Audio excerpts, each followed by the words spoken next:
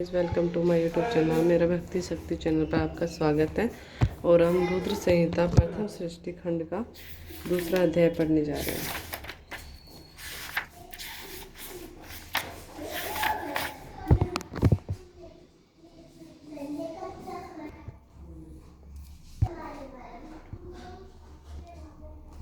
माया निर्मित नगर में शील निधि की कन्या पर मोहित हुए नारद जी का भगवान विष्णु से उनका रूप मांगना, भगवान का अपने रूप के साथ उन्हें वानर का समूह देना, कन्या का भगवान को वरण करना और कुपित हुए नारद का शिव गणों को साप देना। सूत जी कहते हैं, महर्षि जब नारद मुनि इच्छा अनुसार वहां से चले गए, तब भगवान शिव की इच्छा से माया विशारद श्री हरि ने तत्काल अपनी माया प्रकट की। उन्होंने मुनि के बार में एक विशाल नगर की रचना की, जिसका विस्तार 100 योजन था। वह अद्भुत नगर बड़ा ही मनोहर था। भगवान ने उसे अपने वैकुंठ लोक से भी अधिक रमणीय बनाया था। नाना प्रकार की वस्तुएं उस नगर की शोभा बढ़ाती थी। वहां स्त्रियों और पुरुषों के लिए बहुत से विहार स्थल थे। वह श्रेष्ठ नगर चारों वर्णों के लोगों से भरा था। वहां शील निधि नामक ऐश्वर्यशाली राजा राज्य करते थे। वे अपनी पुत्री का स्वयंवर करने के लिए उद्यत थे। अतः उन्होंने महान उत्सव का आयोजन किया था। उनकी कन्या का वरण करने के लिए उत्सुक हो चारों दिशाओं से बहुत से राजकुमार पधारे थे, जो नाना प्रकार की वेशभूषा तथा सुंदर शोभा से प्रकाशित हो रहे थे। अन्य राजकुमारों से वह नगर भरा पूरा दिखाई देता था। ऐसे सुंदर राजनगरों को देखकर नारद जी मोहित हो गए। वे राजा शील नदी के द्वार पर गए। मुनि शिरोमणि नारद को आया देख महाराज शील निधि ने श्रेष्ठ रतन में सिंहासन पर बिठाकर उनका पूजन किया। तत्पश्चात अपनी सुंदरी कन्या को, जिसका नाम श्रीमती था, बुलवाया और उससे नारद जी के चरणों में प्रणाम करवाया। उस कन्या को देखकर नारद मुनि चकित हो गए और बोले, राजन, यह देव कन्या के समान सुंदरी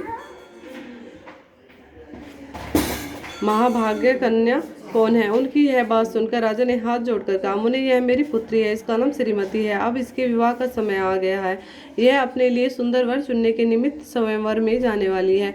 इसमें सब प्रकार के शुभ लक्षण लक्षित होते हैं। महर्षि, अब इसका भाग्य बताइए।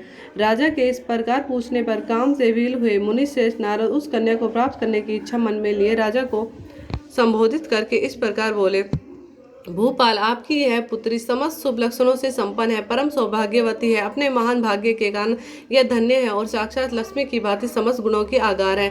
इसका भावी पति निश्चय ही भगवान शंकर के समान वैभवशाली, सर्वेश्वर, किसी से पराजित न होने वाला, वीर, काम विजयी तथा संपूर्ण देवताओं में श्रेष्ठ होगा। ऐसा कहकर राजा से विदा ले इच्छा अनुसार विचरने वाले नारद मुनि वहां से चल दिए। वे काम के वशीभूत हो गए थे। शिव की माया ने उन्हें विशेष मोह में डाल दिया था। वे मुनि मन ही मन सोचने लगे कि मैं इस राजकुमारी को कैसे प्राप्त करूं। स्वयंवर में आए हुए नरेशों में से सबको छोड़कर यह एकमात्र मेरा ही वरण करे, यह कैसे संभव हो सकता है? समस्त नारियों को सौंदर्य सर्वथा प्रिय होता है।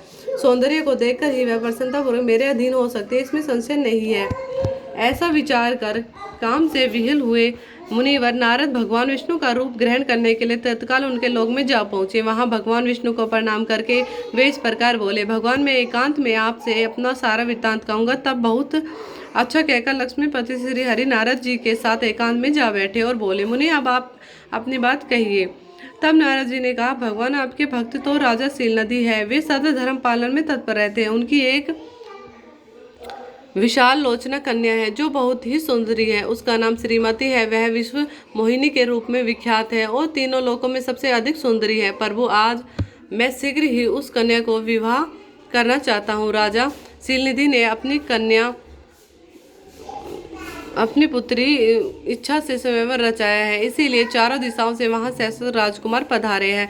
नाथ, मैं आपका प्रिय सेवक हूँ, अतः आप मुझे अपना स्वरूप दे दीजिए, जिससे राजकुमारी श्रीमती निश्चय ही मुझे वर ले। सूत जी कहते हैं, महर्षि नारद मुनि की ऐसी बात सुनकर भगवान मधुसूदन हंस पड़े और भगवान शंकर के प्रभाव का अनुभव करके उन दयालु प्रभु ने उन्हें इस प्रकार उत्तर दिया। भगवान विष्णु बोले, मुने, तुम अपने अभिष्ट स्थान को जाओ। मैं उसी तरह तुम्हारा हित साधन करूंगा, जैसे श्रेष्ठ वैद्य अत्यंत पीड़ित रोगी का करता है, क्योंकि तुम मुझे विशेष प्रिय हो। ऐसा कहकर भगवान विष्णु ने नारद मुनि को मुक्त वानर का दे दिया और शेष अंगों में अपने जैसा स्वरूप देकर वे वहां से अंतर्धान हो गए। भगवान की पूर्वक बात सुनकर और उनका मनोहर रूप प्राप्त हो गया समझकर नारद मुनि को बड़ा हर्ष हुआ। वे अपने को कृत्य मानने लगे। भगवान क्या परिवर्तन किया इसको वे समझ नहीं सके। तदंतर मुनिश्रेष्ठ नारद शीघ्र ही उस स्थान पर जा पहुंचे जहाँ राजा शीलनिधि ने राजकुमारों से भरी हुई स्वयंवर सभा का आयोजन किया था। विप्रवरों,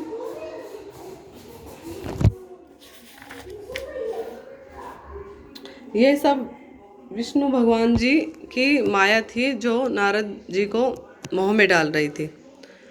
राजपुत्रों से घिरी हुई वह दिव्य स्वयंवर सभा दूसरी इंद्र सभा के समान अत्यंत शोभा पा रही थी। नारद जी उस राजसभा में जा बैठे और वहां बैठकर प्रसन्न मन से बार बार यही सोचने लगे कि मैं भगवान विष्णु के समान लग रहा हूँ,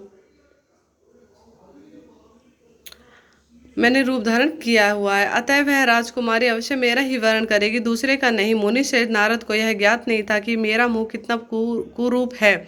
उस सभा में बैठे हुए सभी मनुष्यों ने मुनि के उनके पूर्व रूप में ही देखा। राजकुमार आदि कोई भी उनके रूप परिवर्तन के रहस्य को न जान सके। वहां नारद जी की रक्षा के लिए भगवान रुद्र के 2 पार्षद आए थे जो ब्राह्मण का रूप धारण करके गूढ़ भाव से वहां बैठे थे। वे ही नारद जी के रूप परिवर्तन के उत्तम भेद को जानते थे। मुनि को काम वेश से मूढ़ हुआ जान वे दोनों पार्षद उनके निकट गए और आपस में बातचीत करते हुए उनकी हंसी उड़ाने लगे, परंतु मुनि तो कामवेश से विह्वल हो रहे थे, अतः उन्होंने उनकी यथार्थ बात भी अनसुनी कर दी। वे मोहित हो श्रीमती को प्राप्त करने की इच्छा से उसके आगमन की प्रतीक्षा करने लगे। इसी बीच में वह सुंदरी राजकन्या स्त्रियों से घिरी हुई अंतःपुरी से वहां आई। उसने अपने हाथ में सोने की एक सुंदर माला ले रखी थी। वह शुभ लक्षणा राजकुमारी स्वयंवर के मध्य भाग में लक्ष्मी के समान खड़ी हुई अपूर्व शोभा पा रही थी। उत्तम व्रत का पालन करने वाली वह भूपन्य कन्या माला हाथ में लेकर अपने मन के अनुरूप वर का अन्वेषण करती हुई सारी सभा में भ्रमण करने लगी। नारद मुनि का भगवान विष्णु के समान शरीर और वानर जैसा मुंह देखकर वह कुपित हो गई और उनकी ओर से दृष्टि हटाकर प्रसन्न मन से दूसरी ओर चली गई। स्वयंवर सभा में अपने मनोवांछित वर को न देखकर वह भयभीत हो गई और राजकुमारी उस सभा के भीतर चुपचाप खड़ी रह गई। उसने किसी के गले में जयमाला नहीं डाली। इतने में ही राजा के समान वेशभूष धारण किए हुए भगवान विष्णु वहां आ पहुंचे। किन्हीं दूसरे लोगों ने उनको वहां नहीं देखा, केवल उस कन्या की ही दृष्टि उन पर पड़ी। भगवान को देखते ही उस परम सुंदरी राजकुमारी का मुख प्रसन्नता से खिल उठा। उसने तत्काल ही उनके कंठ में वह माला पहना दी। राजा का रूप धारण करने वाले भगवान विष्णु उस राजकुमारी को साथ लेकर तुरंत अदृश्य हो गए और अपने धाम में जा पहुंचे। इधर सब राजकुमार श्रीमती की ओर से निराश हो गए। नारद मुनि तो काम वेदना से आतुर हो रहे थे, इसीलिए वे अत्यंत विह्वल हो उठे और तब वे दोनों विप्र रूपधारी ज्ञान विशारद रुद्रगण काम विह्वल नारद जी से उसी क्षण बोले, रुद्रगणों कहाँ है ये नारद? हे मुनि, तुम व्यर्थ ही काम से मोहित हो रहे हो और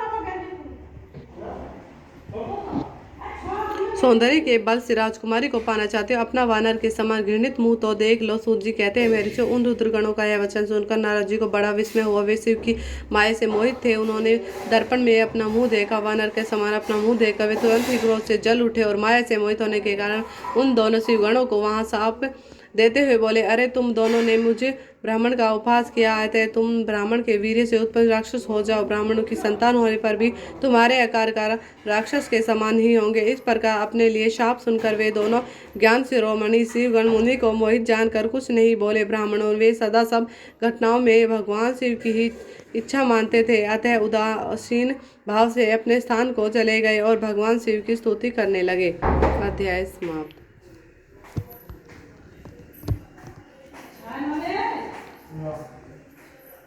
धन्यवाद।